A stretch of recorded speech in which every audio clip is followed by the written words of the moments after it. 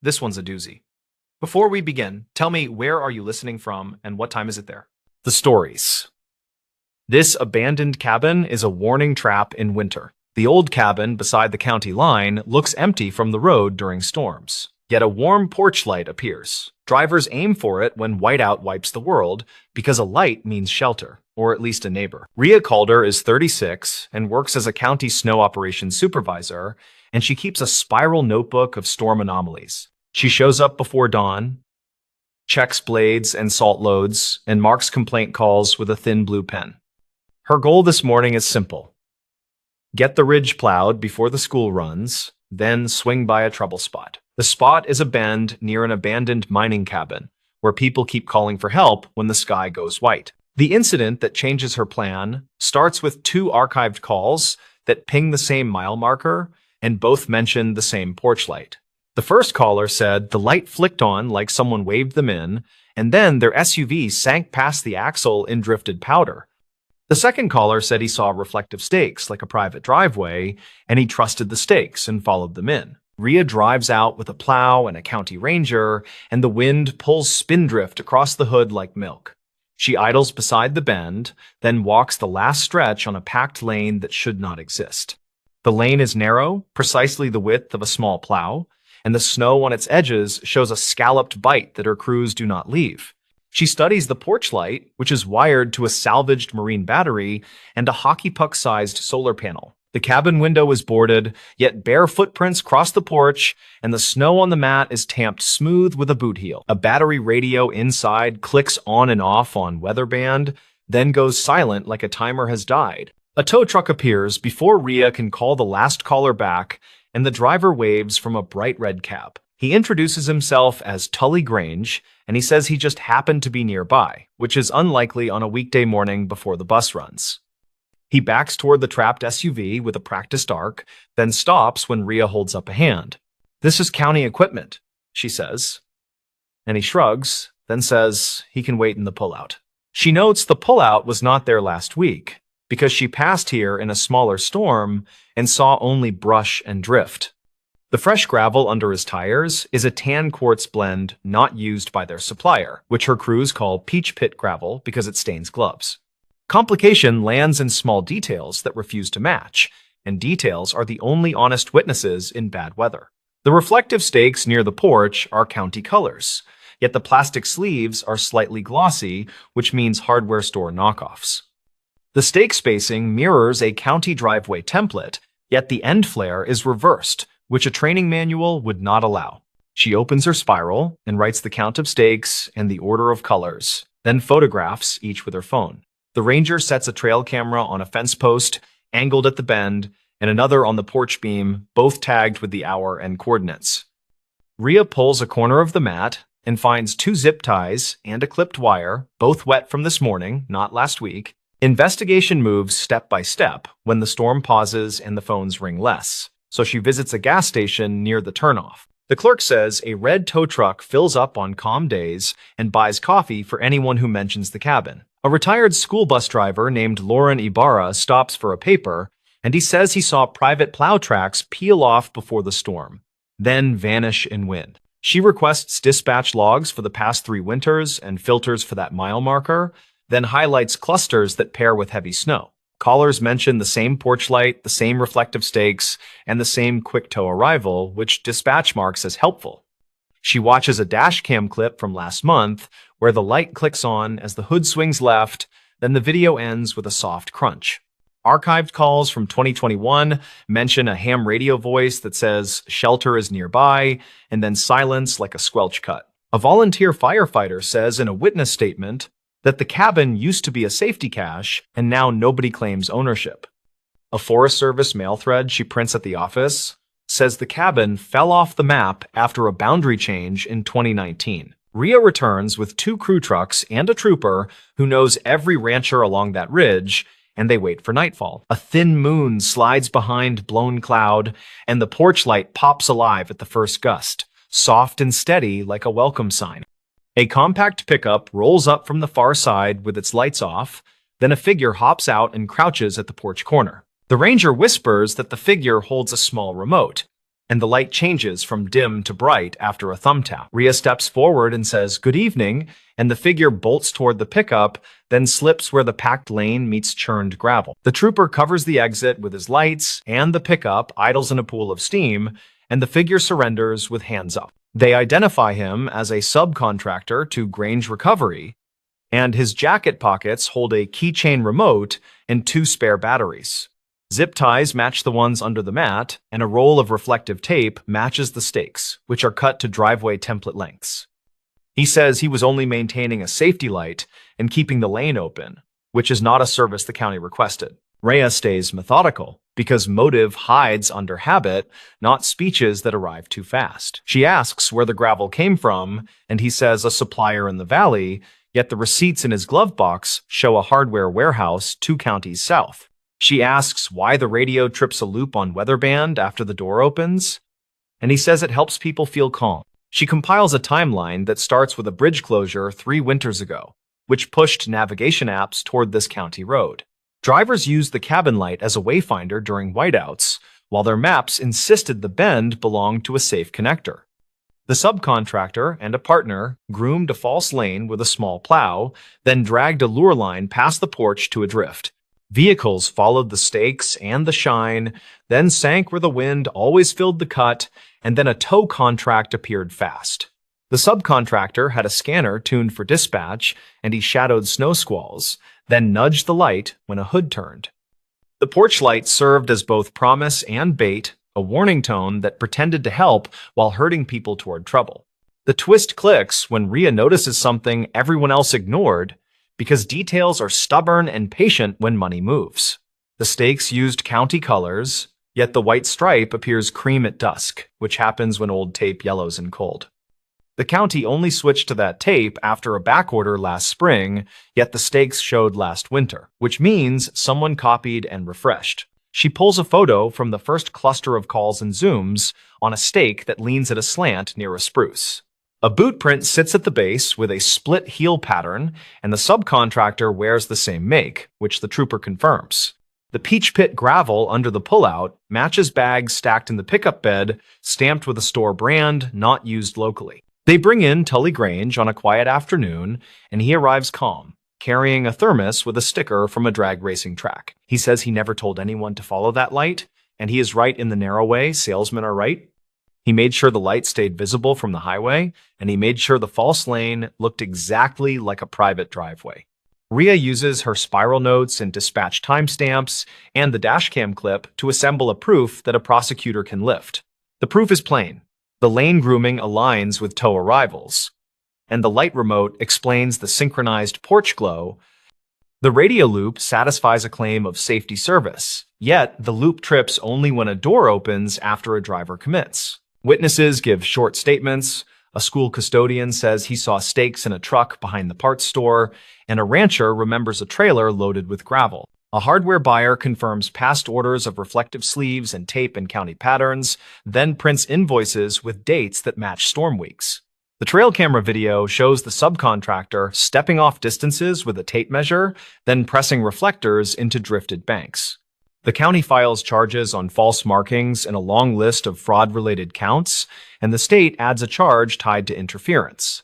Rhea builds a corrective plan with simple steps: remove the stakes, angle the porch light away from the bend, and post clear closure boards. She requests new advance signs that warn of no outlet during storms, and the road team builds a berm past the bend. In spring, she visits the cabin in daylight when the stream runs high and the spruce throws a clean shadow. The boards are still up, and the marine battery sits in a crate with a tag that says evidence in blocky marker. She writes a last page in the spiral: cabin neutralized, tow arrivals normal, and local drivers back to watching the sky instead of a lure. She keeps the dashcam clip on her work desktop as a reminder of how easily stressed people choose the first light they see. She writes a line on a training slide: never chase glow in a whiteout, choose distance markers and windbreaks and patience. She speaks at a town meeting using plain words, then thanks the bus drivers and the ranch hands who notice small things that save bigger things. According to a statement filed later, the subcontractor said he borrowed the idea from a forum where recovery outfits shared winter tips. The forum is archived now, and the thread title mentions hazard magnets, which makes her jaw tighten in a quiet office. She forwards the archive to a state liaison, then shuts her laptop and listens to the heater tick inside the shop.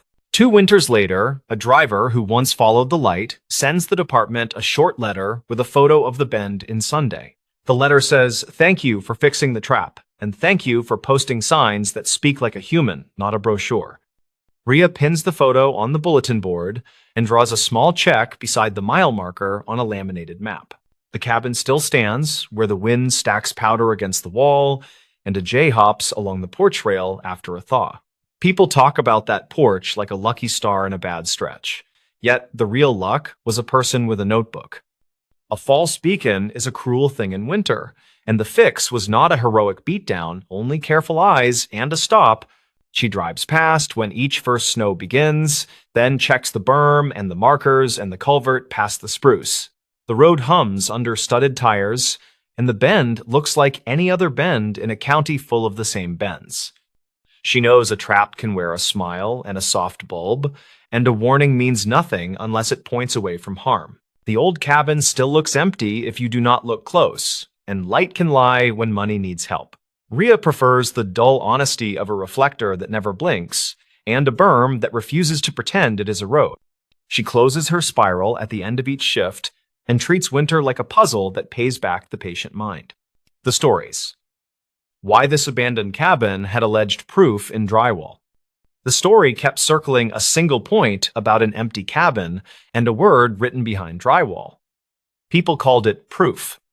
They did not agree on what it proved, but they repeated the word until it sounded heavy. Renata Vale was 36 and worked as a county property assessor who handled delinquent parcels. She drove a faded sedan, kept a folder of index cards, and listened to dispatch traffic. On a late spring morning, she headed to a decommissioned fishing road where a tax sale cabin sat empty. Her goal was simple and boring, which was to document storm damage before the auction and verify the interior. The cabin stood near a shallow creek with boards turned gray and a porch sag bent toward the dirt. A rusted mailbox leaned near the gate, with paint scabbed off and a number grit filmed over. Renata took photos for the file. Then she checked the back door, where a hasp hung, but the lock was missing.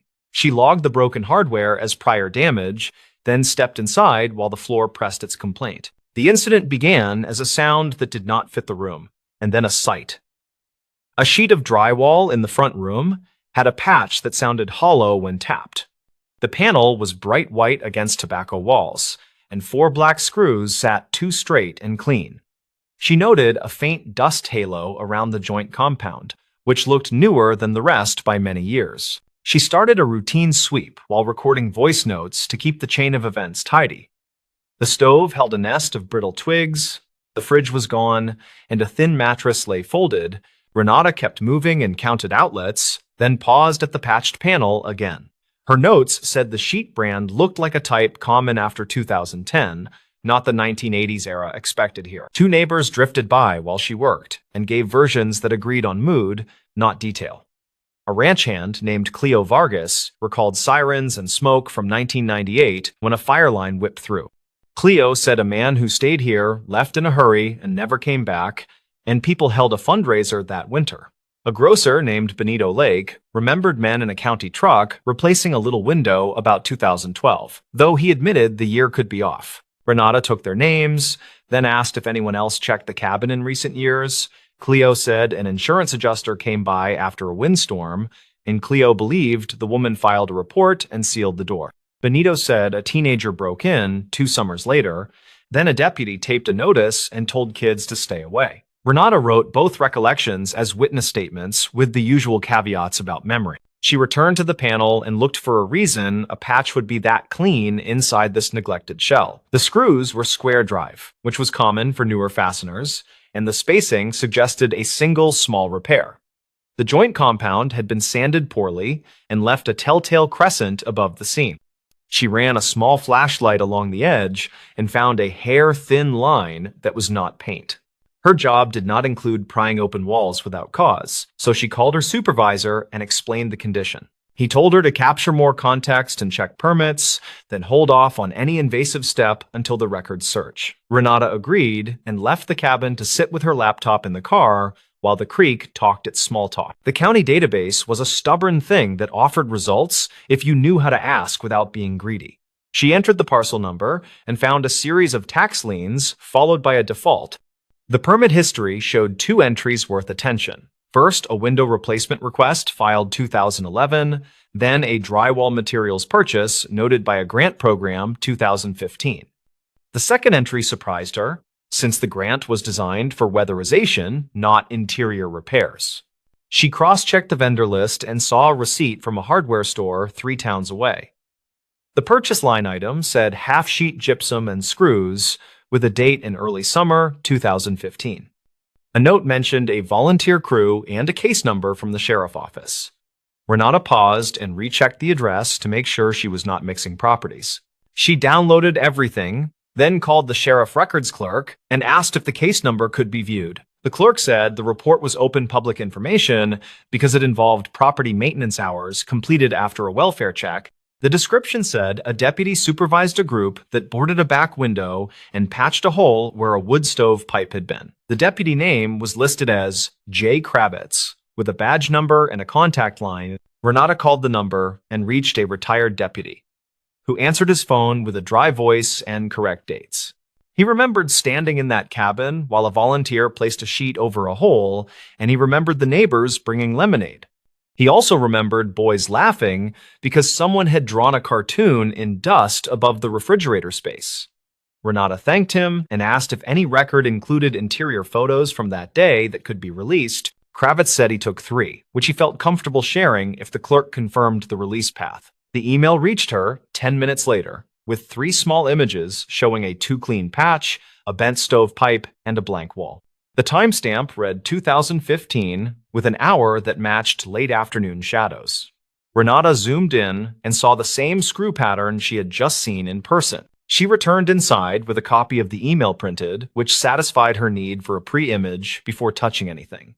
She recorded a video on her county phone, then gently ran a utility blade along the painted seam and loosened the small patch. The square drive screws turned with almost no resistance and dropped into her pocket. The board came free and showed the backside marked with pencil lines. There were 2 words in block print near the center, and a string of numbers that looked like miles or hours or both. The words read, "Tell Mara," then below them a date in words that matched late summer 2015. A thin arrow pointed toward the upper corner, where someone had tucked a sealed plastic bag with a micro SD card. Renata did not touch the bag, since she already had more than enough cause to stop and phone this in. She stepped back and spoke to her phone, as if it were a witness who needed comfort rather than patience. She said she had an evidentiary find, likely tied to a case report from 2015, and she described the board condition. She then called her supervisor and said she would hold position and request a deputy to document chain of custody. Her voice felt steady, which helped, and the creek still talked. The responding deputy arrived from the nearest substation and followed a familiar script at a deliberate pace. He photographed the panel, bagged the micro SD card, then requested a second unit to confirm signatures. He also asked Renata to repeat her steps for his body camera, which she did, and her voice stayed calm. He wrote "Tell Mara" in his notebook and underlined the date, then asked about any person by that name in the area. Cleo returned when he saw the cruiser and stood at the fence with a careful expression that suggested curiosity and worry. He said a woman named Mara used to work at the gas station near the highway, and she moved inland after the big fire. He believed she dated the man who once stayed at this cabin, whose name people rarely said anymore. Cleo said the man had a brother who fought with him over debt, which was rumor, and old rumor at that. Renata kept the witness statement straight and did not chase speculation, because theory makes friendly noise but muddies facts. The deputy asked dispatch to check archived calls around late summer 2015 for any mention of the station or the creek. Dispatch later replied that an incomplete emergency call pinged a tower near the old highway with a man's voice saying "wrong truck" before the line died. The call was never connected again, and the dispatch note listed a response that found nothing conclusive on the road. The investigators gathered all of this and began to lay a clean map of what the drywall might mean. The board was patched during a small volunteer day led by Deputy Kravitz, who remembered no note then because the drywall face was clean. The writing was on the backside, so whoever wrote Tell Mara likely wrote before installation or wrote during installation and then faced the board inward. The micro SD card fit the same logic, since it had to be tucked away before final screws. The sheriff tech opened the bag carefully and previewed the card on a laptop while Renata stood near the doorway. The card held a few small files and one audio clip that was less than a minute long, with a man breathing hard. A voice said, "Mara." Then there was a scrape sound. Then the voice said, "Wrong truck? Check mile marker 12. Then silence. The text said the file metadata matched a late summer date, 2015, which matched the pencil note. The deputy asked Benito about mile 12, and Benito said a vanished reflector stood near a turnout everyone used for tire chains. He said the place was not on maps, but everyone knew it by a crooked pine and a faded mile stencil. A second unit drove there and found an old-cut bank with broken bottles and a rusted number plate choked by vines. That team then called for a grid walk and a metal sweep, which turned up a torn piece of a license frame. County records later produced an abandoned truck report filed by a salvage yard in early fall 2015. The report said a pickup had been moved by a private tow from a turnout before a storm and later sold for parts. The tow ticket listed a different mile marker by mistake, likely copied wrong by the driver, and the ticket names were hard to read. The salvage manager admitted their clerk sometimes took shortcuts with paperwork when storms crowded the yard. A detective interviewed the retired tow driver and asked for his memory of the pickup and its condition after the call. The driver said he remembered an empty truck with a broken rear glass and a tarp inside that smelled like gasoline. He said 2 men met him at the turnout and pointed to a path, and he signed a work order that he no longer had.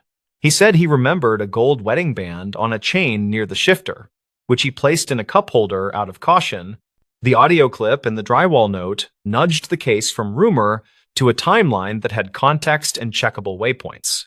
The incomplete call in 2015 used the words "wrong truck," which matched the audio and echoed through dispatch records. The mild repair day in 2015 created a perfect stage for a message that only a future visitor might find. The instruction Tell Mara suggested the writer knew a specific person would eventually hear about the cabin again. Renata learned that temp crews sometimes used whatever board they had in the truck, which could explain the face inward mistake.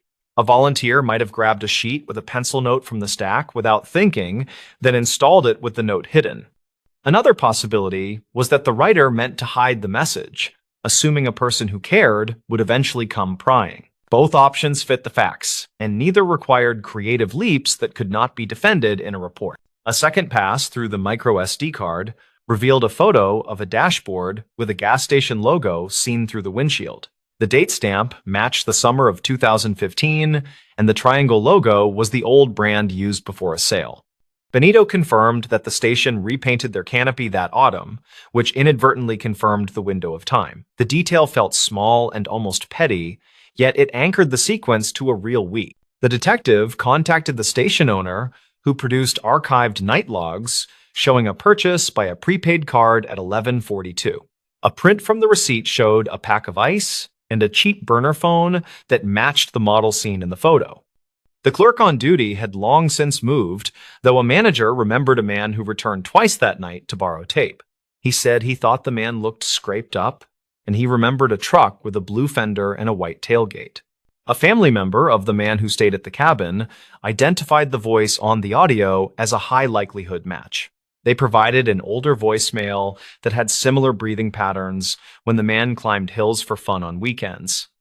The sheriff office sent both clips to a regional lab, which returned a cautious report that said the 2 voices were likely related. The lab kept the language safe, which made sense, because certainty in audio work is often impossible. The drywall word itself caused arguments in corners where the story traveled faster than any memo could hope to move. People liked the part where the house was silent for years while a small message waited for a careful hand. Some said the word proof made sense because the voice was clearly him, and because the date matched the summer when he vanished. Others said proof is for courtrooms and journals, and this was only a lead until tested. Renata held her own view, which was that houses keep small time capsules without meaning to, and sometimes that matters. She had seen children's names carved into baseboards under carpet and grocery lists folded under a sink. She had also seen unsafe wiring stuffed into a cereal box and tucked inside a wall, and the box told its own story. People leave messages wherever they can, hoping someone decent will listen someday when it counts. The case shifted again when a trail crew found a piece of a phone shell near mile marker 11 during a separate survey. The shell matched the burner model bought that night, and nearby crews found a patch of old stain on the soil. A lab swab reported that the residue was fuel, which was consistent with the tow driver memory of gasoline smell in the truck. A chain of steps formed that linked the turnout, the audio clip, and the tow yard path. Mara was located by a social worker who knew 3 different last names for her from utility records. She met with investigators in a room that smelled like coffee, that had been reheated many times and left to think. She said she had not heard from him since that summer, and she cried in a way that was lightless but dry.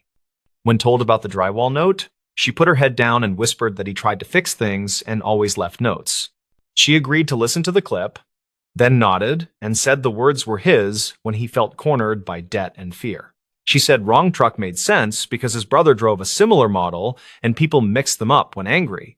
She said mile 12 meant the turnout where they used to watch road crews because he loved slow machines more than sleep.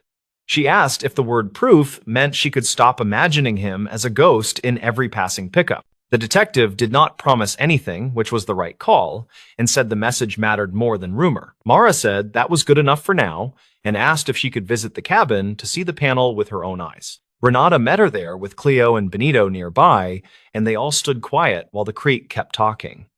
Mara touched the pencil words like a fingertip prayer, then laughed once, small and sudden, because the handwriting was his. The county eventually sold the parcel to a quiet bidder who planned to reclaim lumber and leave the footprint for a garden. Before the sale, the sheriff office returned the panel to the property with a sealed sleeve that covered the message. A small plaque nailed to a beam recorded the date in words and the name of the deputy who first supervised repairs. It did not use the word proof, which felt right, because the wall was more than a verdict. Reporters asked Renata if she believed the drywall solved anything that mattered, and she answered with careful honesty and patience. She said it solved whether the cabin hid a message, and it offered a direction for facts to continue breathing. She said the board changed a rumor cloud into a line of checkable points that connected people who had waited years. She also said that what you call proof depends on the room you are standing in and the weight on your heart. The story kept circulating, and people kept walking that turnout and counting the faded stencils with respect and quiet. They looked for signs that someone had tried to speak in a tight corner and had chosen an odd messenger. They bent close to drywall, then stepped back and saw a small room that finally felt less like a tomb. They understood that time can hide a message, and sometimes the wall just needs a steady hand and a simple blade. When Renata thinks about the cabin now, she remembers the hush when the board came free and the pencil marks appeared. She remembers Cleo and Benito telling careful pieces and retired Deputy Kravitz recalling lemonade in a little paper cup. She remembers that proof is a rough word for a gentle thing, which is a voice asking someone to tell a person named Mara. She believes the house did what houses sometimes do, which is hold a note until the right listener finally arrives. The stories. Never follow hazard markers from that highway turnout. The warning was simple and unglamorous, according to incident notes kept by the county office. The markers near the turnout reportedly changed positions overnight. Calder Ruiz was 42, and he worked as a traffic sign technician who logged odd reports.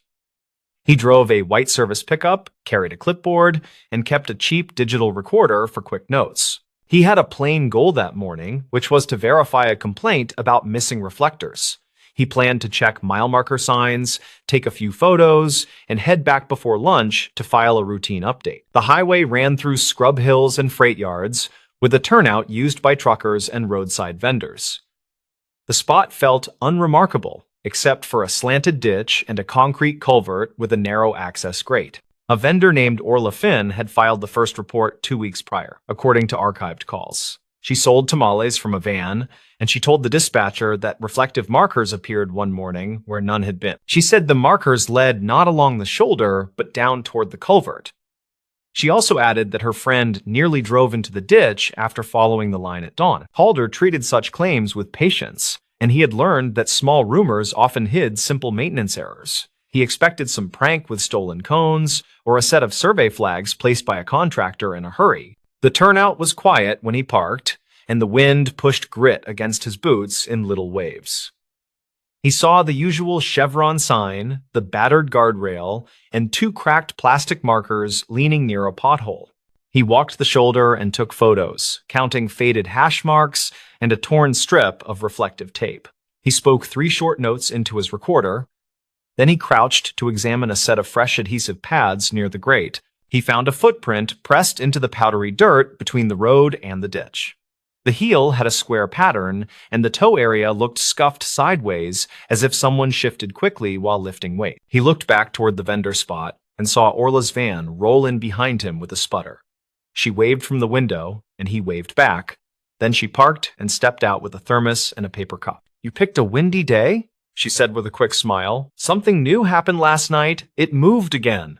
Calder kept his tone casual, because people shared more when no one made a big show of expertise. He asked what she meant, and she pointed to a row of small reflective buttons arranged along the gravel like breadcrumbs. He followed the dot pattern with his eyes and saw how it led down the gentle slope.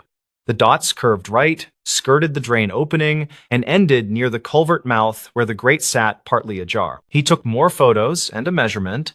Then he pulled a glove and tested the grate with a light tug. It shifted with the gritty squeal of old metal, and a faint smell of machine oil rose from the dark. Orla poured coffee and set it on his tailgate. Then she said she had a witness. A night guard from the freight yard told her he had seen a pickup here after midnight, and the guard thought it belonged to utilities. Calder asked if the guard gave a plate or description, and she nodded slowly while searching her phone. She had texted herself a note, which named a green pickup with a white magnetic sticker on the door. He logged that detail and thanked her. Then he walked the turnout again to find any scrap of packaging.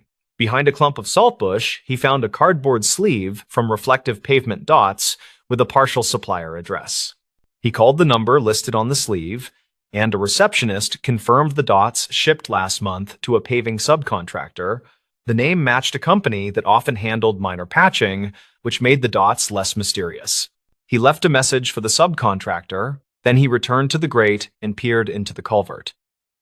Air moved with a faint metallic whine, not from wind alone, and he heard a rhythmic clack like a tired fan. Near the grate hinge, he spotted a new bolt that did not match the others.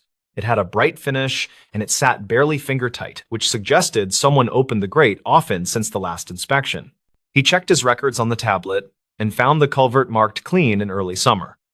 He had signed that report himself, and there had been no mention of special hardware, which sharpened his attention now. A highway trooper pulled in as the wind picked up, and the patrol unit idled beside the vendor van. The trooper introduced himself as Officer Laird, and he said dispatch had pinged him after Orla's call.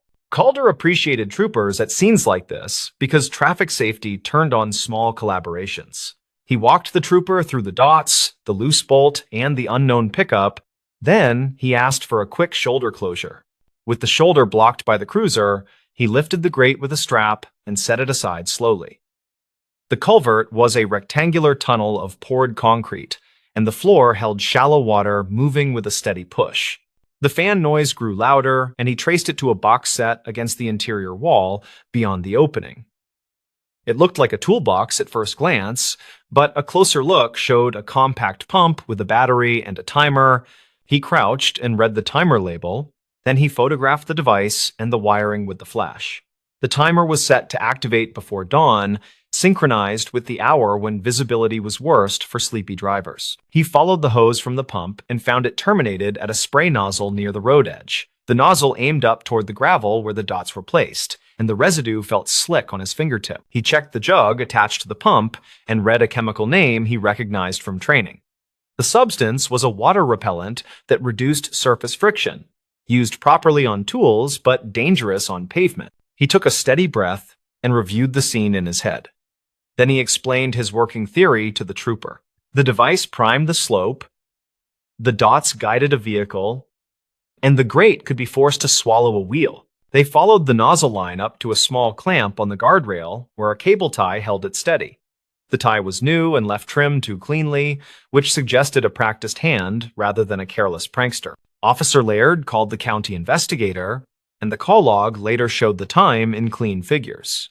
While they waited, a long-haul driver pulled over and asked if the turnout was open, then decided to keep moving. Calder returned to the footprint and photographed a few more impressions, each with the same square heel. He then found something half buried near the chevron post, which turned out to be a white magnetic door sign. The sign had faded letters that once spelled a bland utility name, but the adhesive edge smelled fresh. He wrapped it in a trash bag and placed it gently in a plastic bin from his truck. The county investigator arrived with a camera and a calm voice, and she listened without interrupting as Calder summarized. She then asked Orla about the near crash, and Orla mentioned a delivery van that swerved at dawn. Orla said the driver never reported officially, but he left a voicemail on her phone with a quick apology. He had followed the reflectors into the slope, then jerked the wheel when the front tire slipped on the wet gravel.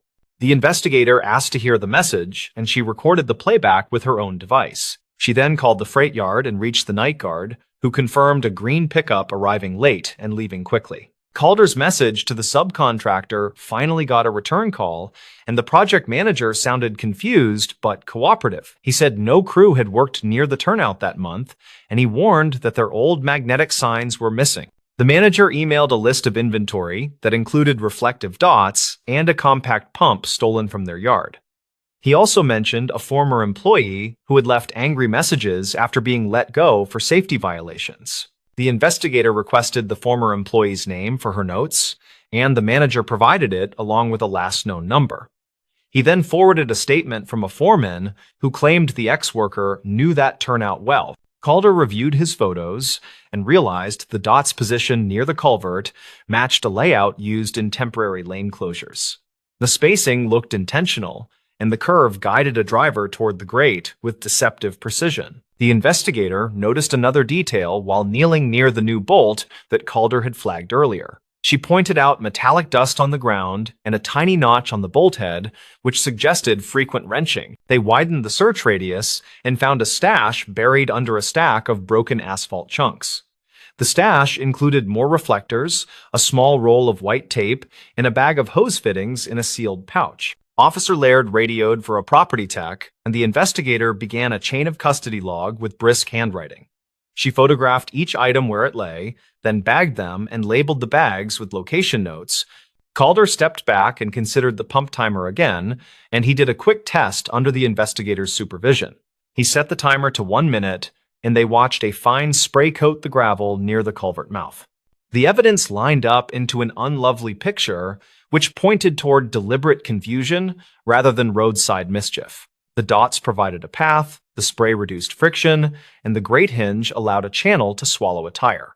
The investigator checked records for recent calls in the area, and she found 3 reported near misses over 2 weeks.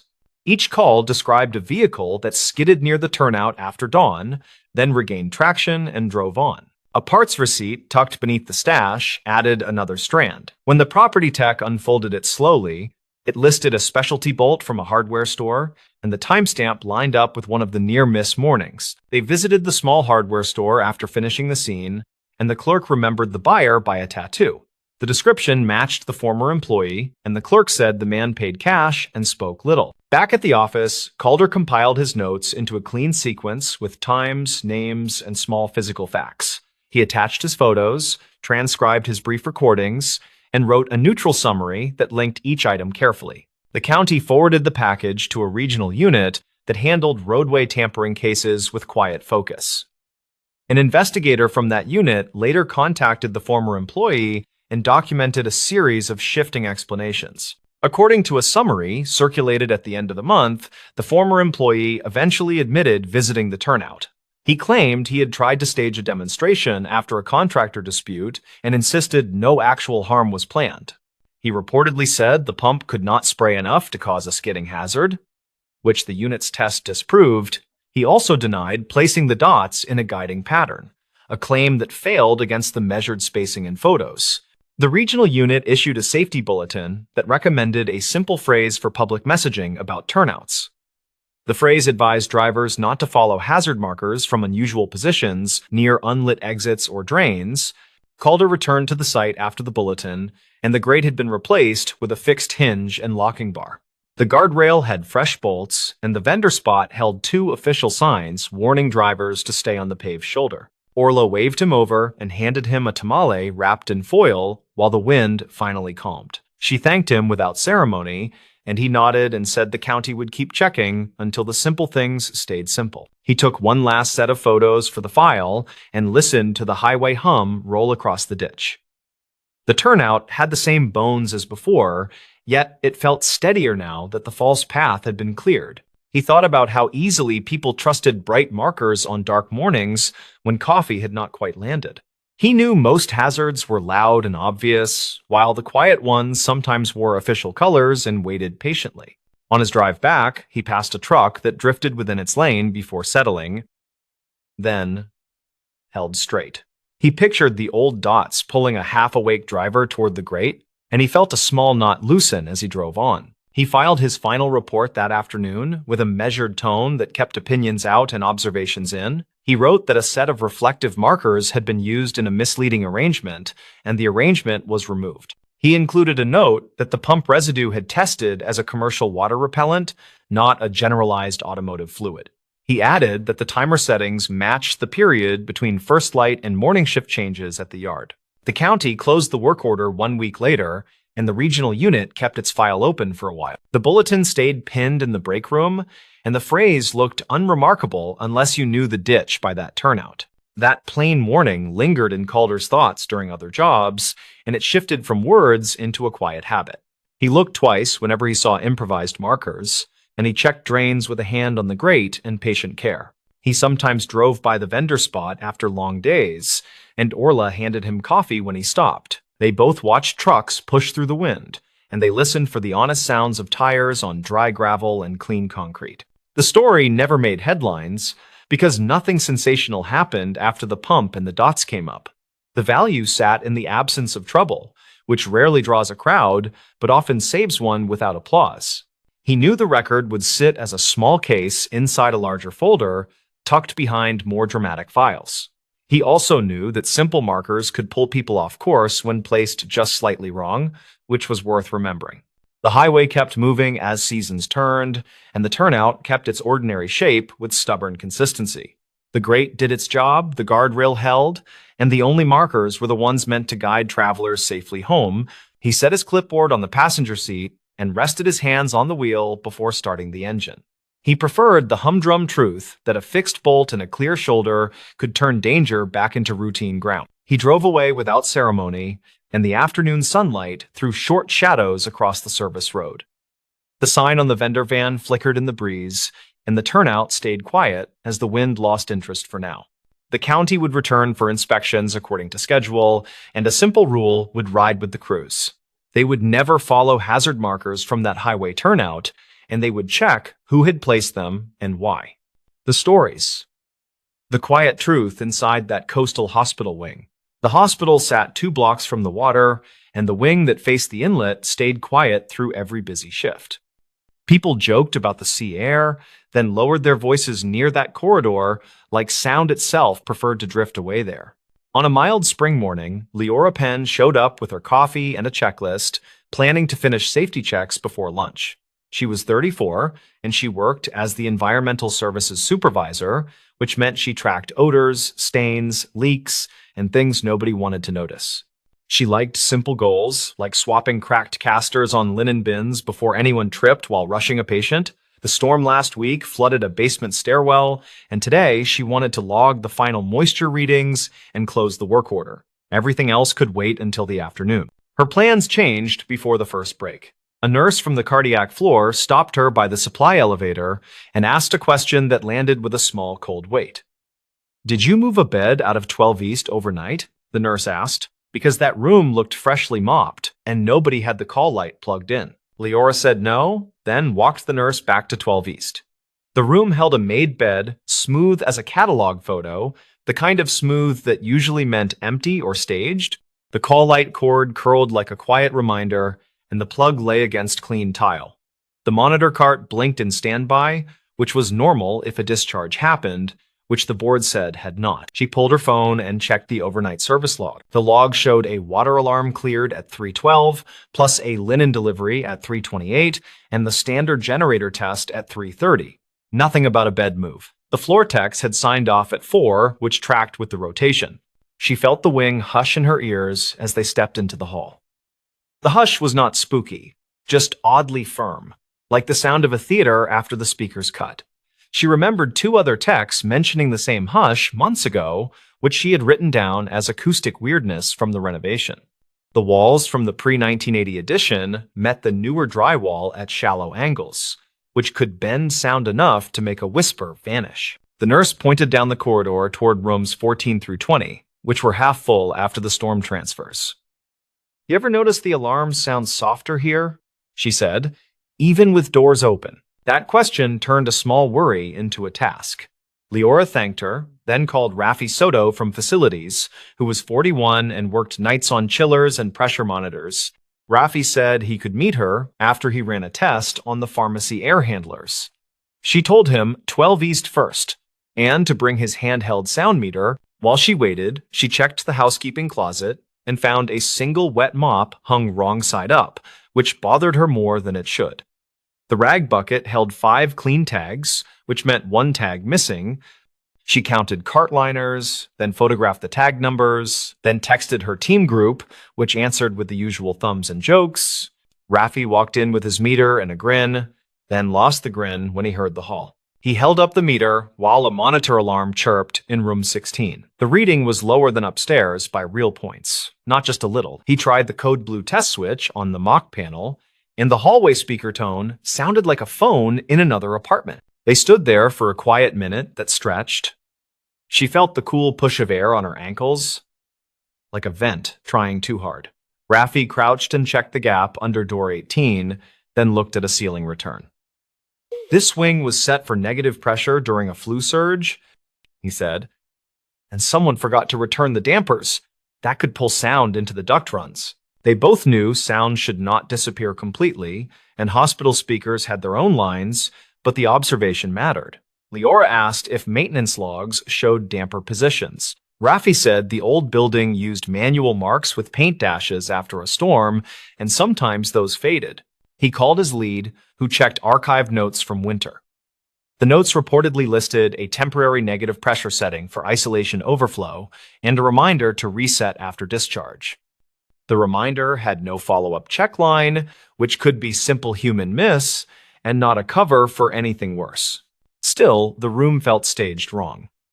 Leora walked back to 12 East, then took photos of the made bed from 3 angles, partly habit, partly evidence.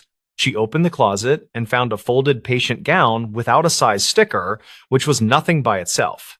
She checked the Sharps container seal, then stepped into the bathroom and looked at the floor drain for silt patterns. The ring looked clean in a way that suggested a recent rinse, not a final deep clean. She called central coverage and asked if a float nurse had swapped rooms overnight. The charge nurse checked dispatch logs for bed control and found a 1-minute call at 3:29 that dropped before anyone spoke, which felt like a butt dial or a cold finger hitting end. The caller ID showed the station handset in this wing. Leora went to the security office and asked for hallway footage. The officer on duty, a patient man named Colm Reyes, 37, pulled the clip from 3:15 to 4. They watched the split screens without commentary. At 3:17, a linen cart rolled in from the elevator without a staff badge visible. The cart moved slowly, with one wheel catching, which matched the caster she meant to swap today. At 3:19, the cart paused outside 12 East, then shifted, then kept moving toward the end of the hall. They watched for the badge reader hits that should flank every elevator entry on that floor. The system registered 1 badge at 3:14 from Rafi earlier, and 1 at 4 from a night nurse, and none for the cart. Colm explained that carts come up with drivers who badge at the service basement, then sometimes ride with a different staffer when floors swap loads. That could account for the missing badge, and also could not. They checked the service elevator camera and caught the same cart doors sliding open at 3:16. The elevator captured a slice of reflective plastic and the edge of a sleeve, no clear face, and the time overlay blinked because of the generator test. The overlay sync had drifted last week, which Column was already fixing, which meant timestamps needed cross-checks against other clocks. Leora asked for a still from the moment the cart paused at 12 East. Colm printed a page with the grainy frame that showed the cart handle and a sliver of the room placard. She carried the print back to the wing and held it near the door under the light. The sliver matched the height of the placard, which confirmed little, but the angle of the cart showed the handle turned inward, which delivery staff rarely did when rolling past. She took out her moisture reader and checked the wall behind the bed.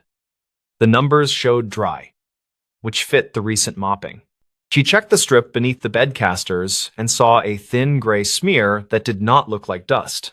She swabbed it with a clean wipe and noted a faint powdery drag on the cloth, not slippery like floor finish. She sent the wipe to Central Supply with a note asking for a basic powder test, which was really a habit from her last job at a larger facility.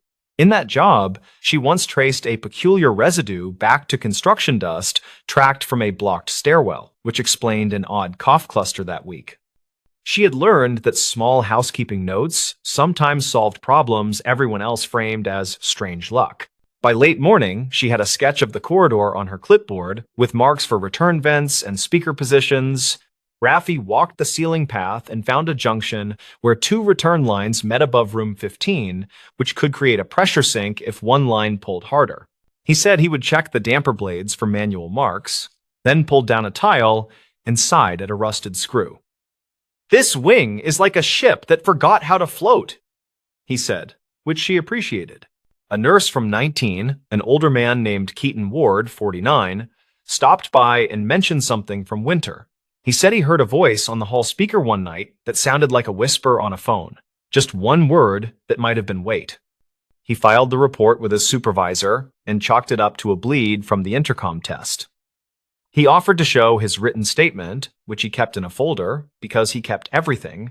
His statement matched the time when isolation overflow ended, which lined up with the damper story. Leora worked through lunch and built a timeline with the clearest markers. The service log showed an alarm at 3:12 and a linen event at 3:28. The call log showed a 1-minute station call at 3:29. The camera showed a cart at 3:19 by the hall feed with a possible overlay drift. The badge system had no hit at the elevator at 3:16, likely because of a basement badge only. None of that explained the made bed and the unplugged call light. She checked the oxygen cylinder rack in the utility room and counted 2 empties in the wrong slots. The exchange sheets said 4 full arrived yesterday afternoon, with 2 used overnight in rooms 17 and 20.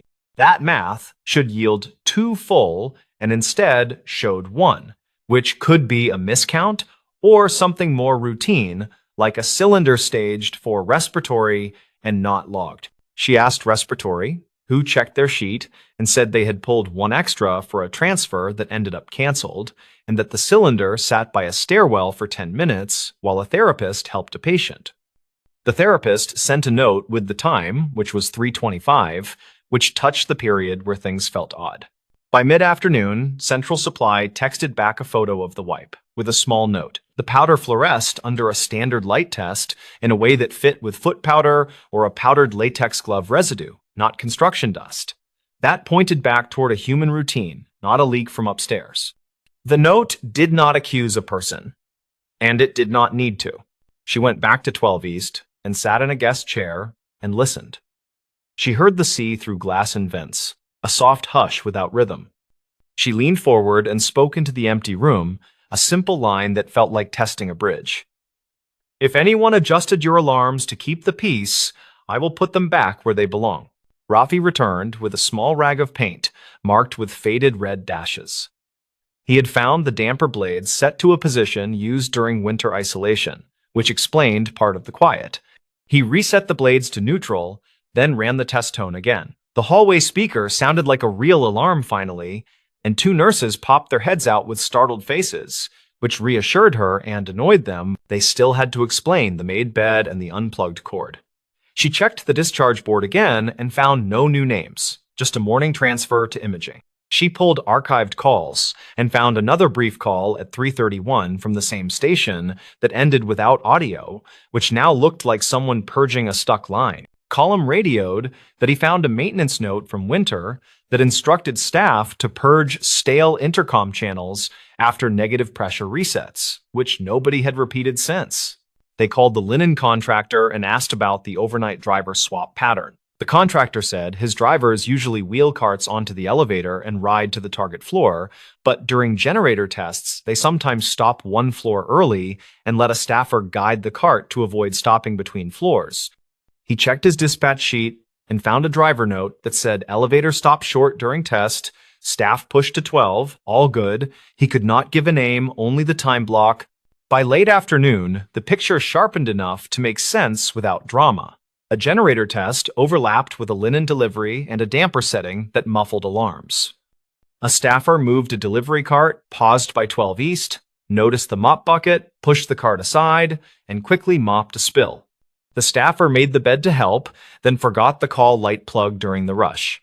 The unplugged cord did not match best practice, which would be fixed with a reminder, not a report that accused anyone. The part that still bothered her had to do with the oxygen cylinder timing and the extra pause by the stairwell. She asked Colm to pull stairwell footage if available, which he did, and showed a therapist propping the door while holding a cylinder with one arm and shepherding a patient with the other. The patient looked steady, which matched a canceled transport returning to bed. The moment accounted for the missing cylinder, which returned to the rack at 3:43.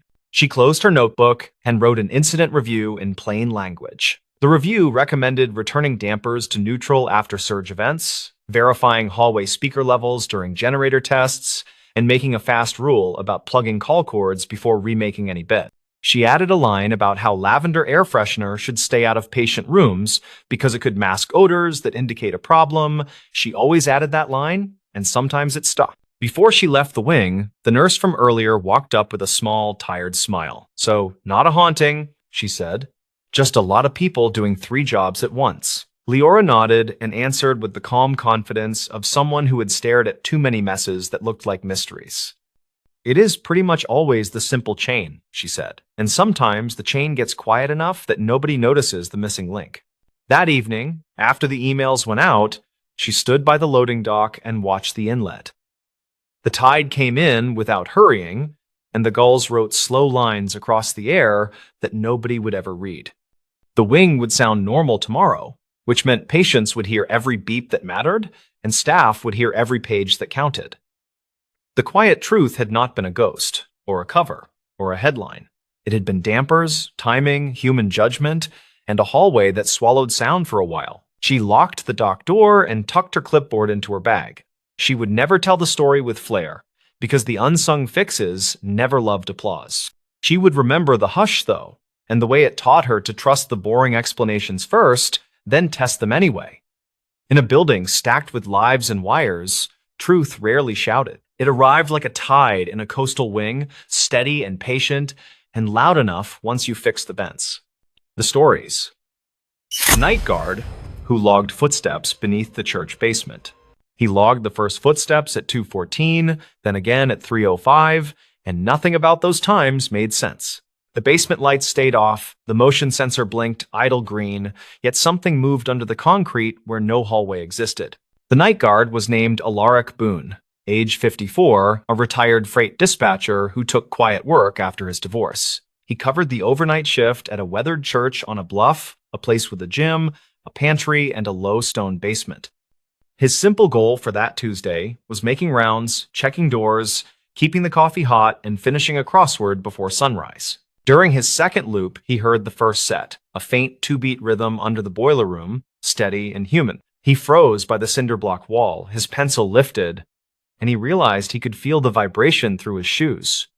He marked the time in his pocket notebook, then radioed a single check-in to keep the board honest. The church sat near a small river where old mills once ran, and tunnels stitched the slope like forgotten seams. He had heard stories from lunch volunteers about a coal chute, a dumbwaiter, even a choir passage sealed long ago. None of those old features mapped exactly to the boiler room, which sat on fresh concrete poured after a flood in 2005. Alaric finished the round and told himself it was heat pipes, which seemed reasonable, though the tempo was wrong. The boiler was off to save fuel, set to wait closer to dawn, and the thermostats showed a flat night. He waited near the fuse panel and heard it again, slow steps south to north, then quiet like someone listening. He walked upstairs and checked the parking lot, which held a single sedan from a choir tenor who worked late. Across the street, the antique shop was dark, its sign unlit, the display of rotary phones a grid of dust. The guard wrote the second time down, circled it, and added a question mark he would rather have avoided. He kept a clean log because writing straight helped his nerves. A trick learned dispatching trucks through winter storms. His notebook already listed door tests, flashlight levels, and notes about the food pantry deliveries with initials and counts. Now it held two odd entries about a place that should have been solid fill and reinforced slab. On Wednesday, he set a baseline, because the simplest first step is confirming the pattern before trying explanations. He arrived 10 minutes early, brewed coffee, and walked the perimeter before the staff left and the alarms armed. He chalked a thin line along the boiler room floor, just a mark to see if any hairline crack shifted. At 2:17, he felt the same two-beat rhythm. Heel, then toe, careful, like someone stepping between puddles. It moved toward the old pantry wall, paused, then returned, and he heard a small scrape, as if brushing stone. He checked the chalk line and found nothing disturbed, which frustrated him more than if he had found scuffs. He called the on-call contact listed as Pastor Lionel Cade, age 61, a spare-voiced man who rarely slept. The pastor answered and said the church once tied into a storm culvert and the city sealed it after floods. He added that the map might be wrong, since old projects drifted from paperwork when donations moved faster than permits. The footsteps returned at 3:11, and he recorded them by holding his phone against the wall, letting the mic listen. The audio picked up a rhythmic, bassy thump and a single metal tick, like a ring hitting a pipe. He labeled the file with the date and the time and sent it to himself because he backed up everything. On Thursday, he walked the block in the afternoon and spoke with Rhea Voss, age 47, the daytime custodian. She said a volunteer once mentioned a hatch under the choir risers, then shrugged and said that was before her time. She also said a city crew excavated near the alley last winter, chasing a water pressure loss on the block. He pulled the Public Works hotline and asked for archived lines, using calm words and the steady cadence that gets patience. The operator routed him to records, where an email arrived with basic utility diagrams marked revised after 2005. The drawing placed a retired branch running 30 feet under the church, labeled Service Abandoned, with a faint dotted spur. He printed the map and folded it into his pocket, then took his shift with a small knot riding his stomach. That night, the sound came earlier, 1:59, and closer to the north foundation, which meant a path existed. He pressed his ear to the block, ignored the smell of dust and fuel oil, and heard soft breathing between steps. He decided to compare his notes against external clocks, a habit from dispatch that filtered coincidence from signal with patience. He checked transit schedules and found a freight delivery to the antique shop at midnight every other day, closed route. He marked those days with a triangle in the margin, then noticed the footsteps fell hours after the truck departed. On Friday, he asked the food pantry director, a patient woman named Mavis Alcott, age 50, whether someone used the basement. She said the pantry closed at 6 and the keys were tracked. Then she looked worried and asked if something happened. He told her he heard odd noise, nothing dangerous yet, and he would keep her informed before calling the police. He reached out to a friend who knew Boots by tread, a park ranger named Pietro Licari, age 42. Pietro listened to the phone recording and said the spacing suggested a careful adult, not a kid, likely carrying weight. He told Alaric to watch for a scrape on the off foot, a marker of someone testing boards or stones. That night, Alaric brought a cheap wildlife camera from a hardware store, just a unit that logged sound and temperature changes. He set it in the boiler room, not for video since there was nothing to see, but for time-stamped audio. He also sprinkled a narrow ribbon of flour near the expansion joint because footprints sometimes post where eyes cannot. At 2:08, the floor hummed lightly, the air felt cooler near the wall. and the camera clicked after a shift. Later, he played it back and heard a new detail, a small spray like water under pressure, then a hand tap. It sounded like someone touched a pipe and felt for vibration, which made the knot in his stomach tighten. On Saturday afternoon, he visited the public library and asked for old fire insurance maps, the kind surveyors hoarded. The librarian brought a set from 1948 and 1963, which showed a coal room under the choir. A narrow passage ran toward the river, marked as service, with a note stating shared utility with neighboring parcel. The neighboring parcel matched the antique shop, which made sense to old builders who shared trenches and split costs when money was scarce. He copied the sheet and took it to the pastor, who studied the lines, then sighed and rubbed his jaw. The pastor said a previous board closed the passage after a minor flood, then let the city handle whatever remained. Alaric asked permission to open the old choir risers to check for a hatch, and the pastor agreed to supervised access. They pulled 2 sections and found only plywood and dust, which meant the hatch was either gone or moved. Yet along the north sill, a set of nails showed different age, darker and uneven, as if boards were reused. That night, the footsteps ran later, almost 4, and quicker, like someone in a hurry who disliked being underground. He thought about calling the police, but worried he would deliver a false alarm and lose the trust he needed. Instead, he called the non-emergency line and reported suspicious subterranean noise, and the dispatcher logged it with a routine number. On Sunday morning, a congregant named Basil Ortega, age 60, told him he once saw steam venting in the alley. Basil said it happened near a rusted rectangle that looked like an access panel, then he made a helpless shrug. He also said an unfamiliar white van loaded crates behind the antique shop 2 nights earlier, long after the truck left. Alaric used his lunch to walk the alley, where he found a metal cover sunk into cracked asphalt beside an old drain. The cover was not city standard, the screws mismatched, the edges marked by recent scrapes where a bar pried. He took photos from 3 angles and emailed them to the pastor, then placed a tiny pencil mark by a bolt. He returned that night and listened, and when the footsteps began, he watched his phone clock and checked the flour. The new powder held a single faint dent by the joint, not a full print, but enough to show pressure.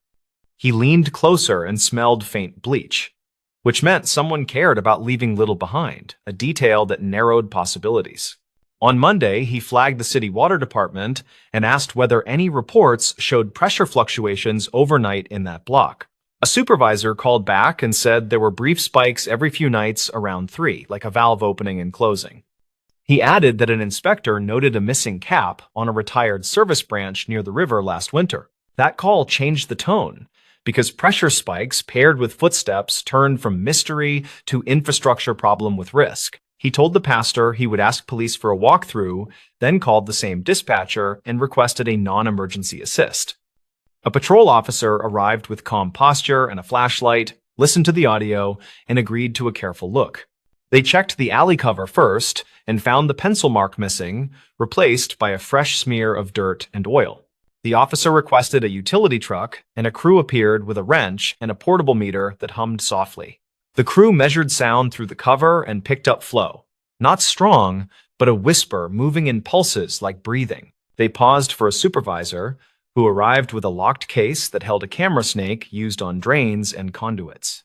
The team fed the lens past the cover and into a rough concrete passage that curved toward the church foundation. The view showed shoe scuffs on the dust, then a brass T-valve patched into an old water line with tape. The supervisor killed the street feed, then pointed at the tape and said someone had no license for that kind of work. He also said a misthreaded cap could vent gas from the adjacent service, which shifted the conversation from curiosity to hazard. The officer requested a second unit to secure the block, and they cleared the alley while keeping voices low. Inside the church, Alaric stood by the boiler room while the utility meter ticked, confirming a slight pressure bleed through the slab. The footsteps started again, softer this time, then stopped when the water cut out, which pinned the pattern with confidence. He radioed the officer, who whispered that someone was still down there, then signaled the team to quiet. A darker shape glided past the camera lens and a hand reached to the valve, then froze when it found no resistance.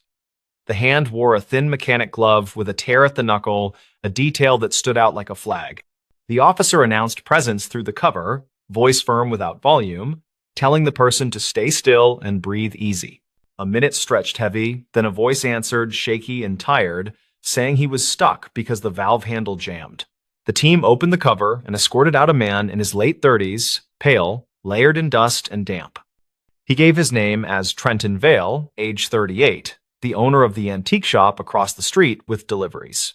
He said he entered the old service passage months ago after a plumber showed a way to run a supplemental water line. He said he needed pressure for cleaning and steaming items, though his meter and bills did not match the usage schedule. He admitted he liked the privacy, then insisted he never touched the gas, which the utility crew would later verify. They checked his shop and found a narrow door behind a rack of film cameras that opened onto the same cracked alley. There were wet footprints on the threshold, hex-patterned soles with a little drag on the right, matching the sound spacing. There was a box of brass fittings, a saw with minimal filings, and a cardboard tray holding mismatched valve caps. At the station, according to the later report, he told them a contractor left the tool and he only learned by watching. He said the passage felt safer at night because the street was empty and he liked the quiet under the church.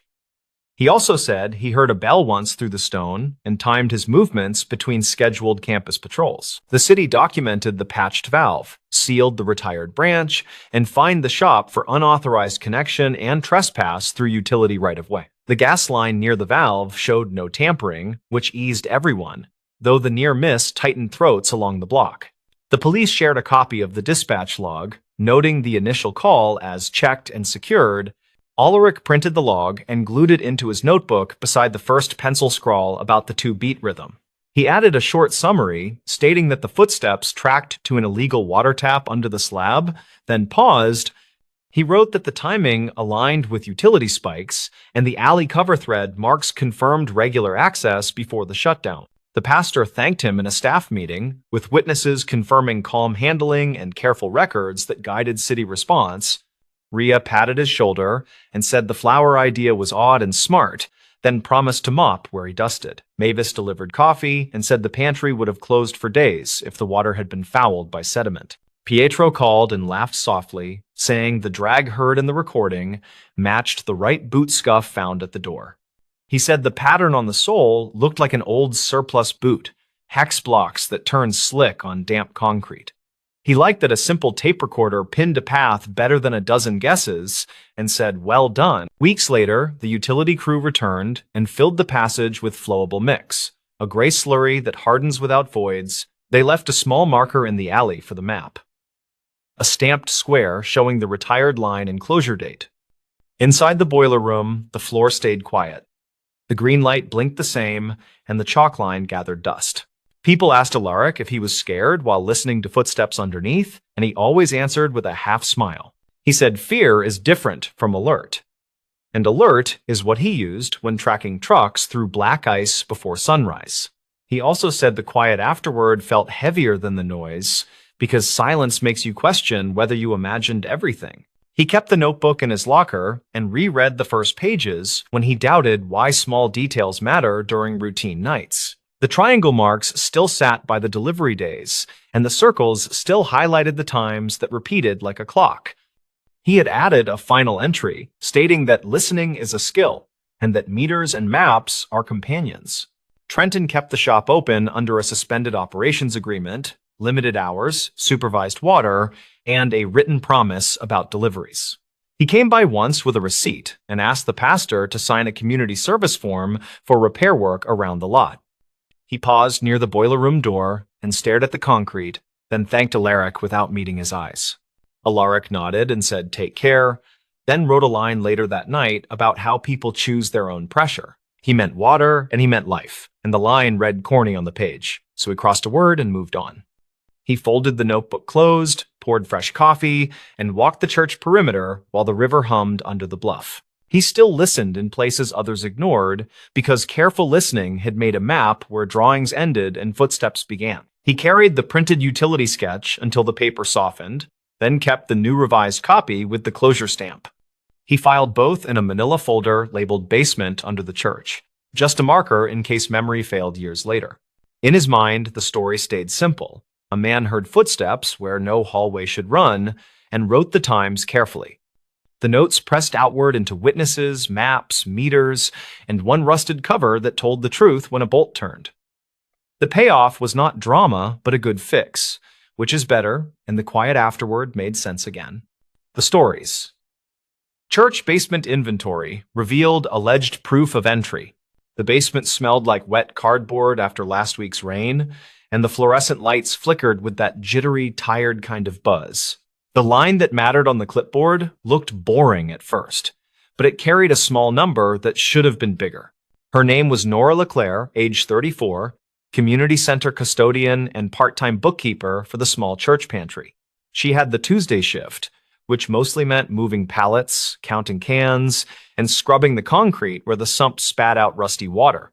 She wanted to finish early, pick up a thrifted lamp for her apartment, and call her sister about a family thing. The incident began when she saw the dented case of condensed soup sitting on the wrong pallet, with a slip stapled crooked. A volunteer wrote a note saying damaged during last drop, which did not match the neat handwriting she recognized from Sunday. The sump had overflowed during the storm, and the security cameras upstairs reportedly lost power around the same time. She checked the ledger, found last month's count for the soup, and tapped the line with a capped marker before reading twice. The numbers disagreed by 8 units, and the shrinkage column did not carry any explanation or initials. That should have thrown her for a minute, but a volunteer named Lyle had logged minor adjustments before, then forgotten to sign. She walked the aisles between pallets, past the bin of torn paperbacks, and the rack of winter coats that smelled like cedar chips. A faint drag mark curved through the thin crust of silt left by the flood, wide enough for a small hand truck wheel. It started by the loading door, then slipped behind the pantry shelves where the camera never had a sightline. Nora took photos on a battered phone, making sure the timestamp showed the date, then set the clipboard on a milk crate. She drew a simple diagram in her notebook, noting each pallet corner, then circled an area where floor paint looked scuffed. She counted the soup again, slowly, touching each can and speaking the numbers under her breath. 8 missing, she said, and it landed with more weight than she expected. She did not like accusing anyone, and the pantry had a habit of losing track during rush weeks. Still, the door to the loading ramp had fresh scrapes near the latch, and the volunteer key box upstairs had been sticky since the humidity climbed. The complication widened when she checked the box of hygiene kits and found a weird mix of travel bottles and 3 missing toothbrush packs. Those packs were counted by weight on a cheap scale, and the number on the sticky label did not match the ledger.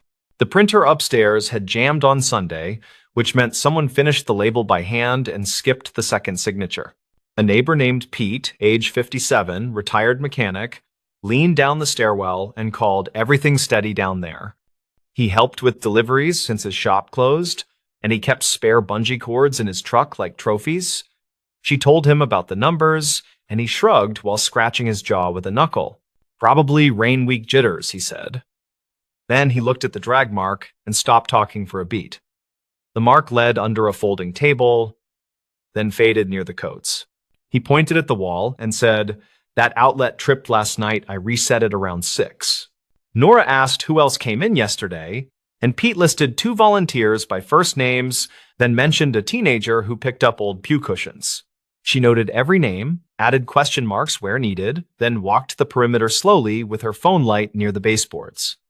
A glint showed beneath a stacking chair, so she nudged it aside and found a broken zip tie. The tie was the same size used for coat rack tags, but also the same size used on the loading door latch. She set it on the milk crate, then checked the thermostat in the storage room because the compressor sounded odd. The thermostat was set to a colder number than usual, and someone had switched the fan to constant instead of auto. She checked archived calls on the office phone, each scribbled on a pad by the reception desk, and saw a message about a refrigeration tech. The date on that message matched the storm, and the next line said, "Service postponed due to flooded bridge," which made sense. The fridge down in the basement had been stubborn for weeks, and everyone had opinions about it. The investigation took shape slowly, with tight steps that felt small until they did not. She photographed the drag, the zip tie, and each shelf with missing soup. She called the non-emergency number listed on the bulletin board, then explained she was not reporting a crime, only logging irregularities. The dispatcher told her to keep notes and offered a reference number she wrote at the top of the page. She interviewed a woman named Karina, age 42, school cafeteria worker, who came for a bag of pantry staples before her evening shift. Karina said she saw a man at the ramp door on Monday wearing a baseball cap that hid most of his face. He held a coat on one arm, and he carried a reusable bag with a grocery logo. He left quickly when a choir member came through with sheet music and coffee. Nora thanked her, wrote down the details, then asked Pete if a delivery truck had come without posting in the group chat. He said no trucks except the dairy driver, who dropped crates outside after the storm. He showed his phone, scrolling through photos of the ramp, and pointed to a picture from early morning that showed the door closed with a new scratch near the bottom hinge. She opened the binder of fire inspection reports, looking for any change that registered during the outage. The inspection from 2 months ago said the exit alarm was functioning, and the last weekly test had initials from Lyle again. She went to the exit door alarm, pressed test, and watched the light flash, but heard no chirp. The battery had been pulled slightly, not fully removed, just eased out enough to break contact. She took a picture with the battery number visible, then slid it back in and heard the chirp, which made her flinch. Pete raised his eyebrows and said, "That is not wind," which sounded like a joke until he saw her keep writing. She checked a box of donation forms under the big table, where volunteers slipped notes when drop-offs came after hours. One envelope had muddy smears on the edge, and the handwriting said coats only with an underline that went too far. Inside sat a receipt from a thrift store with a timestamp from late Sunday and a note that said leave by ramp door because of stairs. Nora called the thrift store, asked a clerk if a man in a cap had bought bulk coats, and waited while the clerk checked. The clerk said yes. A tall man with a limp bought 9 coats and paid cash, then took the bus toward the river stop. Nora wrote that quickly, added the time, and drew a tiny bus icon without thinking. She opened the old laptop in the office and loaded the final footage saved before the outage, which barely showed the stair-top landing. A shadow crossed the landing on Monday evening at dusk, carrying something bulky, then returned minutes later with faster steps. The camera angle could not catch a face. Only the cap brim and the arm load, which looked like quilt batting or a heavy sleeping bag. She thought about the soup, the hygiene packs, and the coats, then thought about the drag mark that ended near the rack. The rack had a hidden caster that always swiveled wrong, which left that same half-moon scrape when pushed sideways. She crouched and touched the caster, finding a smear of silt that did not match dust from raised corners. The twist snapped into view when she turned the soup case and saw a tiny sticker tucked behind the manufacturer's label, handwritten in blue ink. The sticker said Tuesday return hold with initials that were not Lyle's, which matched a habit from a former volunteer named Mateo. He left months ago after a family problem, but he signed returns with looping letters that everyone teased. Mateo's sister had asked for help in winter, and someone recalled she lived near the river park in a tent for a month. Witness statements from that season mentioned a man with a limp who avoided the main entrance because of pride. The archived calls showed a message from a restricted number on Monday evening, which said, "Ramp door buzzer broken, will circle back at dusk." Nora realized the inventory miscount for soup matched exactly the number of coats purchased at the thrift store on Sunday. 8 missing cans, 9 coats reported, and 3 toothbrush packs absent from the hygiene bin. She checked the program binder that tracked special requests, which listed a short note from 2 weeks ago about a family living in a truck with limited storage. Soup was labeled easy to heat, coats were labeled heavy but foldable, and toothbrushes were labeled priority for school-age kids. She looked at the ramp door again and saw a second set of scrapes, higher up, where a crutch might have knocked paint from the frame. She remembered Mateo broke his ankle years back, and the limp never fully left. Pete cleared his throat and said, "You think this is not a break-in, right?" Nora kept her voice steady, then said, "It looks like someone who knew the layout, who made sure the alarm stayed quiet, and who avoided asking directly because of shame." He rubbed his jaw, then nodded slowly as he watched her take a photo of the scraped paint.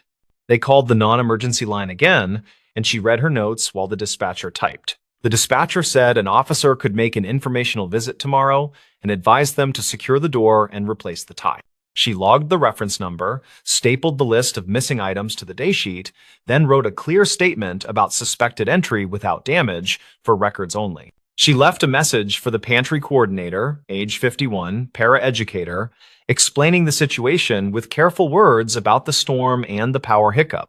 She suggested moving the coat rack upstairs during inventory days and adding a second sign-off when labels were handwritten. She also suggested leaving a clear path for people who struggled with stairs, which sounded like a tiny policy shift hidden inside a counting problem. An hour later, a choir member named Lorna stopped by for her binder, and Nora asked if she had seen anyone at the ramp on Monday. Lorna said a man waited near the dumpster just before the thunder started again, holding a bag and looking anxious. She brought him into the vestibule briefly, offered water, and pointed him toward the office for assistance. But he left before she finished tuning the piano. Nora thanked her, logged the time, then matched it with the shadow on the final footage that crossed the landing at dusk. The puzzle fit without heroics, and the proof sat in quiet things like stickers and scratches and silt. The pantry had not been ransacked, only visited by someone who treated the space like an old workplace where he still belonged a little. She printed a fresh sign for the ramp that said "Ring bell twice for assistance," then taped it high where bus riders would see it. She taped another sign next to the loading latch that reminded volunteers to check the exit alarm light before locking. Pete found a spare battery for the alarm in a drawer and switched it while whistling a few off-key notes. Before leaving, she took one last slow walk with the clipboard, checking counts, finding that the numbers now made a practical sort of sense. The soup miscount lined up with the return sticker, the drag mark matched the broken caster, and the exit alarm explained the quiet door. The proof of entry was not dramatic, yet it was enough to tell a story that accounted for every small change. The next afternoon, the coordinator called back after speaking with a patrol officer who agreed to mark the report as information only. The officer reportedly checked dispatch logs from the storm night and confirmed multiple power blips across the block, which could explain the camera outage without conspiracy.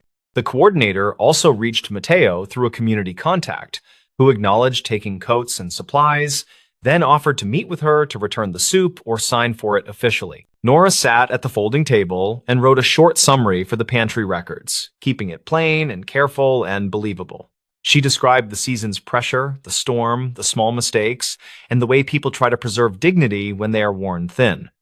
She ended with a simple line about counting what matters and leaving a light where it can be found. She locked the loading door with a fresh tie, turned the thermostat back to normal, and unplugged the stubborn fridge for a counted 10 before restarting. The compressor settled into a softer hum that made the space feel less anxious, and the fluorescent lights kept their flicker but seemed less harsh than earlier. She put the clipboard away, then washed the silt from her hands until the water ran clear. On her way up the steps, she looked back at the neat rows of cans and the rack of coats that hung like quiet witnesses. The basement did not feel like a crime scene. It felt like a place that absorbed hard weather and kept doing its small work. The inventory told the story the way ledgers often do, not loud, not dramatic, but steady and specific enough to be true. Pete waited by the door and asked if she still wanted to find that lamp after her shift, and she smiled and said yes. He held the door as they stepped into the thin sunshine that follows a week of rain, where water still shone in shallow puddles. She made a mental note to buy a pack of batteries and write bigger labels, then walked toward the sidewalk with an easier stride. Later that week, the coordinator posted a message thanking the volunteers for patience and reminding everyone to sign twice when handwriting labels. The note also said the ramp bell worked again and that the basement alarm had a new battery with a date written in marker. A final line invited anyone needing help to knock during open hours and to leave a note if mobility made the stairs hard. Nora kept the broken zip tie in a drawer with a handful of odd things that never quite fit anywhere. She wrote the date on a card and tucked it with the tie as a simple reminder that proof can be small and stubborn. The basement went back to smelling like cardboard instead of worry, and the flicker of the lights felt ordinary again.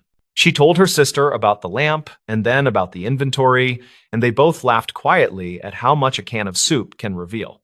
The town kept moving around them in a slow, practical rhythm that ignored weather until it had to pay attention. The story rested inside a file folder without drama, but with enough careful detail to be respectfully believed. The stories. Why this librarian flagged a proof of life card. The card did not belong in a stack of overdue notices, yet there it sat with block letters that actually read proof of life. The wording was too blunt for a library reminder, and the date matched a missing persons flyer that had quietly vanished last winter. Maris Kerner was 39, and she worked the morning desk at a small community library in a prairie town that had long trains and big skies. She checked returns, cleared fines, and tried to keep the printer from chewing student papers, hoping for a dull day with a long lunch. Her goal was simple: close the backlog of donations before closing, then update the archive request for a retired teacher who loved local history. The plan changed when she tapped the card with one finger because the letters felt pressed in a way that was not like normal ink. She knew the circulation trays by heart, and this one had been emptied by a student helper with careful notes on every slip. The proof of life card had no barcode or call number, and the stock felt heavier than the free postcards the library ordered every spring. A sticker on the back said Bridgeview Motel, and that place had shown up in quiet conversations when a woman stopped coming to water aerobics. Neighbors had reportedly asked the police for wellness checks, and dispatch logs showed 2 visits with no contact and no forced entry recorded. Maris asked the student helper if any patron left a note at the desk, and he shook his head and said nothing unusual had happened. She opened the staff notebook and found a scribble from last night that read, "Man with scar asked about photo paper and left in a hurry." The notebook entry had a time near closing, plus the initials of a part-timer who did not scare easily, which made her stomach tighten. She made a photocopy of the card, then slipped the original into a book cover to keep it flat, planning to ask her supervisor after lunch. The timing gnawed at her because last night rain had cut the power for 10 minutes and the cameras blinked back with their clocks wrong. She checked the foyer camera on the old monitor by the office door, where a green light flickered like a tired firefly across the screen. The video showed a tall figure in a work jacket standing at the flyer board, then turning toward the desk before the feed glitched to static. A minute later, the screen returned, and the figure had moved behind a pillar, which made no sense since that area was staff-only after hours. She printed stills from the footage and laid them beside the card, noticing the jacket pocket shape that looked stuffed with something flat and stiff. The card edges had faint gray smudges, like they had been handled with dusty hands, and one corner showed a tiny sticker that looked torn. She peeled lint from the sticker and saw a number, which matched the last digits of a local hotline used for flood relief long ago. Her supervisor was out on an errand, so she decided to document everything, knowing she was not a detective, but details kept people honest. Maris called the non-emergency line and described the odd card, the motel sticker, and the camera glitch near closing, keeping her tone steady. The dispatcher asked her to hold, then returned and said a patrol would swing by, and asked her to secure the item until an officer arrived. While waiting, she opened the public catalog and searched Bridgeview, which pulled up a donation record from 2 summers back with a box of maps. The donor was listed as private family, and an address field said held for pickup, with a note that their phone had been disconnected that year. A patron named Delma walked up with a jar of quarters for prints and saw the stills on the counter, then whispered that the jacket looked familiar. Delma taught sewing in the church basement, and said a man with a melted-looking scar came by Wednesday asking for a needle and strong thread. He had reportedly talked about fixing a tarp at that motel on the highway, and he had paid with a crumpled gift card that looked homemade. She also remembered the man asking if the library still did photo classes, then smiling without humor when she said the classes ended years ago. Maris wrote everything in the staff notebook, then cropped the foyer still to circle the jacket pocket with a blunt pencil, careful not to tear it. She opened her phone and checked an old neighborhood group where a post from late winter asked for tips about a missing woman named Ria. The post used the first name only and said she liked thrift store puzzles, and the comments mentioned a motel room that smelled like bleach. A follow-up comment linked to a news clip from 2019 about a different incident at the same motel, which felt like a bad pattern. Officer Tegan arrived and listened, then photographed the card and the stills, and asked if anyone had tried to peel the motel sticker further. He turned the card under the desk lamp and breathed out because the raised letters were not printed but pressed through from the other side. He slipped a thin blade beneath the sticker and lifted it enough to read a second word, which looked like the start of a last name. He asked if the library kept archived calls for the front desk phone, and Maris said the system stored recent messages on a shared drive. They played back last night messages and heard a clipped voice ask for the hours, then whisper ask for the archivist who knows the maps. The message ended with a scrape and a hotel air unit hum, the kind that never warms a room, and they both felt the hair on their arms rise. Tegan asked if anyone here used the title archivist, and Maris said the nearest was her, since she handled the local history binders and photo scan. He nodded and said that meant the caller likely knew the library as a place where old things were kept safe, which made the card more urgent.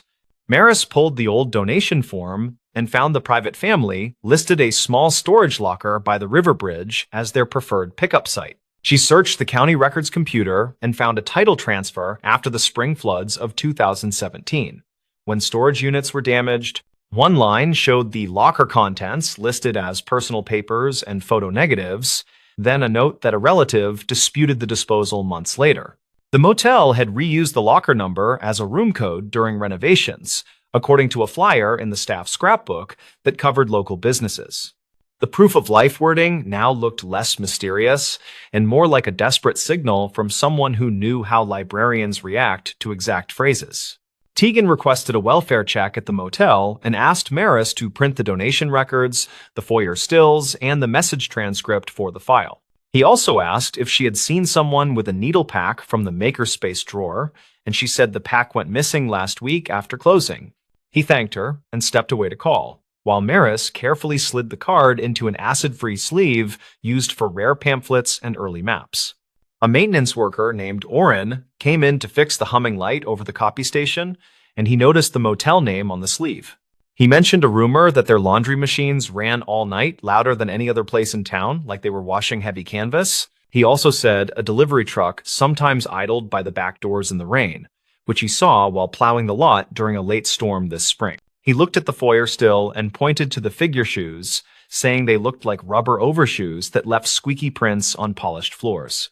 Maris opened the incident binder for building issues and found a slip from 2 months earlier about wet footprints near the history room door. The footprints were noted as narrow and shallow, like someone walked carefully to avoid noise, and the cleaner found a small thread stuck to a vent. The thread was taped to the page, a gray synthetic line that matched heavy-duty tarp edging from camping gear, which made her pulse quicken. She copied that page for Tegan, then checked the missing person post again, where a comment mentioned a puzzle with one piece sharp enough to cut.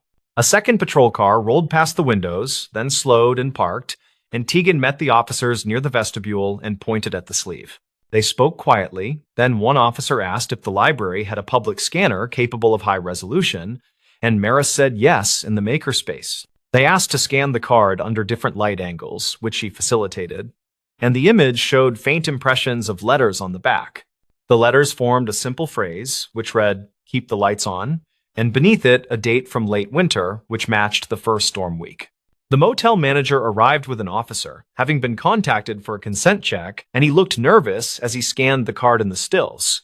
He said the scarred man was not staff, but he rented a weekly room paid with a prepaid card that never seemed to run out, which sounded odd. He also admitted that a housekeeper found a stack of cut postcards in a trash bag and that he told her to toss it because business needed calm. He finally said a guest had reported a blinking red camera in the vending room, which he had not installed, and that the wires led to a locked door. Maris asked if the vending room had a public table where people leave free magazines, and the manager nodded and said the table was always crowded. She remembered the library boxes of maps donated by the private family and wondered if those boxes ever made it to storage, given the flood note. Tegan connected the details aloud, saying someone could cut old map postcards and press letters by hand, then seed them where a librarian would find them. He said the phrase "archivist who knows the maps" pointed directly at the library, not the police, probably because the caller feared being dismissed. The officers requested to check the motel with the manager, while Tegan asked Maris to remain available by phone and to document any visitors. She nodded and watched the patrol cars pull out, then went to the makerspace scanner and increased the light angle on the card once more. A faint watermark appeared, not from the library, but from a local print shop that closed in 2015 after a family illness. She called the shop number, which now forwarded to a nephew, and he said remaining stock from the shop had been sold to a flea market outside town. Maris drove her own car on her lunch break to that flea market, a windy row of sheds with tables covered in tools and blank cardstock. She asked a vendor about heavy postcard stock, and he pointed at a box labeled Miscellaneous Prints, which included 2 stacks with the same watermark. Under the stacks, she found a small roll of black camera tape with faint dust, the same tape the library used to secure cords along the baseboards. The vendor said a man with a scar bought similar stock days ago and paid cash and asked about a motel discount that no one had heard of. Her phone buzzed with a text from Tegan that said they found a hidden door behind the vending machines, which opened into a laundry tunnel. He wrote that a woman had been located on a cot with her hands taped, alert and speaking, and asking for a librarian by job title. He added that the woman was taken to a clinic and that she confirmed she made the cards on old map stock to get attention without causing panic. She had placed the card in the library because she remembered a winter program where librarians showed how paper holds impressions from firm pressure. Maris returned to the library and sat at the staff desk, quietly letting the fluorescent hum settle back into its usual dull chorus. She wrote a detailed account for the file, starting with the first odd feel of the letters and ending with the clinic update from Tegan. She noted each source she had used, including the archived calls, the FOIA footage, the staff notebook, the donation records, and the local forums. She kept the tone factual and steady, because stories grow teeth when you rush them, and details keep those teeth from biting the wrong person. Tegan came back near closing and thanked her, then asked if the card could be logged as evidence, with a copy kept for internal records. She agreed and placed the sleeve in a labeled envelope, then printed a plain copy for the library binder and returned the stills to the folder.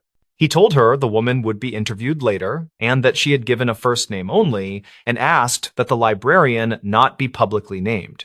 He also said the scarred man had left during a shift change and that nearby cameras picked up a truck with a tarp that matched the gray thread. Maris locked the FOIA board and removed early flyers that were no longer current, then called the part-timer who wrote the notebook entry.